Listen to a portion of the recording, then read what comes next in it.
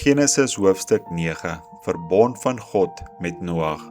En God het Noag en sy seuns geseën en aan hulle gesê, wees vrugbaar en vermeerder en vul die aarde.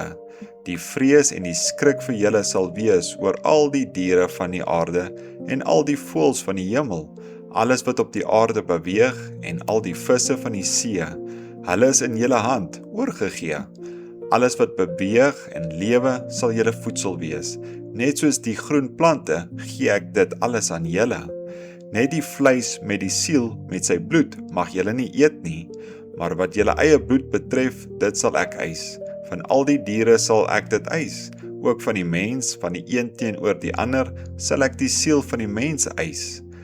Hy wat die bloed van 'n mens vergiet, sy bloed sal deur die mens vergiet word, want God het die mens na sy beeld gemaak.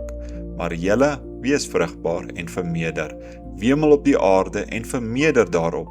Verder het God met Noag en sy seuns by hom gespreek en gesê, maar kyk, ek rig my verbond met julle op en met julle nageslag na julle, en met al die lewende wesens wat by julle is, die voëls, die vee en al die wilde diere van die aarde by julle, al wat uit die ark uitgegaan het, naamlik al die diere van die aarde.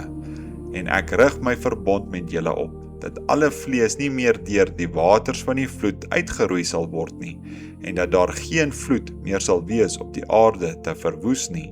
En God het gesê, dit is die teken van die verbond wat ek sluit tussen my en julle en al die lewende wesens wat by julle is, vir ewige geslagte. My boog gee ek in die wolke, dit sal 'n teken wees van die verbond tussen my en die aarde. As ek dan wolke oor die aarde bring en hierdie boog verskyn in die wolke, dan sal ek dink aan my verbond wat daar bestaan tussen my en julle en al die lewende wesens en alle vlees, en die water sal nie meer 'n vloed word om alle vlees te verdelg nie. As die boog dan in die wolke staan, sal ek dit aansien om die gedagte te wees aan die ewige verbond tussen God en al die lewende wesens en alle vlees wat op die aarde is. En God het vir Noag gesê, dit is die teken van die verbond wat ek opgerig het tussen my en alle vlees wat op die aarde is. Die seuns van Noag en die seuns van Noag wat uit die ark uitgegaan het, was Sem en Gam en Jafet. En Gam was die vader van Kanaan. Hierdie 3 van die seuns van Noag, en met hulle begin die uitbreiding van al die aardbewoners.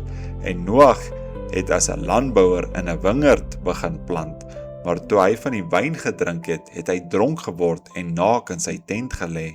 En Gam, die vader van Kanaan, het sy vader se naaktheid gesien en dit aan sy 2 broers daar buite te kenne gegee. Toe neem Sem en Jafet die boekleed en hou dit op hulle skouers terwyl hulle agteruitloop, en hulle het die naaktheid van hulle vader bedek. Hulle gesig was agtertoe gedraai, sodat hulle die naaktheid van hulle vader nie gesien het nie.